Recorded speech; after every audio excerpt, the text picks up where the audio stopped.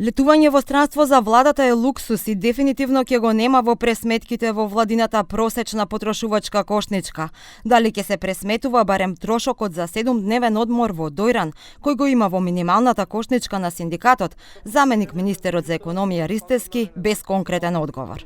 Нашата просечна потрошувачка кошничка сигурно нема да користи во пресметките акцизни стоки како што се алкохол, цигари, летување во странство и така натаму, бидејќи тоа го сметаме за луксус. Никој не го скратува правото на одмор, но сепак одењето во странствен одмор, мислам дека тоа секој граѓанин во Република Македонија, во зависност од своите својот стандард и личен стандард и можности, може да си го обезбеди или не, меѓутоа сметаме дека не е еден од податоците кои треба да влезат во пресметувањето на просечната потрошувачка кошничка. Просечната потрошувачка кошничка е готова и ќе се објави наредната недела, а до крајот на месецов треба да помине и на економско-социјалниот совет.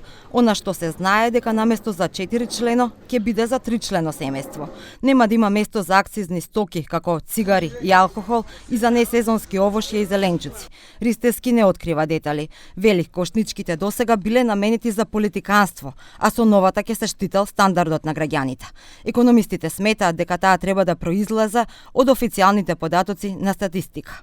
Потрошувачката кошничка треба да се креира структурно врз основа на официјална статистика. Официјалната статистика е во Државниот завод за статистика и тоа од таму треба да произлезе.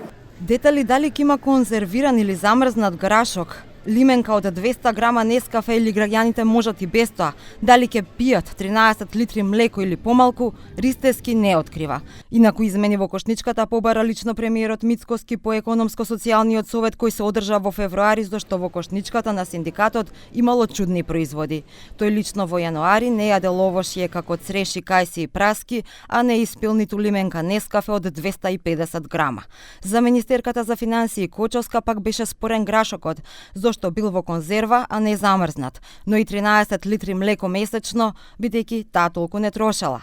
Државниот завод за статистика престана да ја објавува кошничката во 2011 година. Од тогаш Сојузот на синдикатите на Македонија пресметува минимална синдикална кошничка.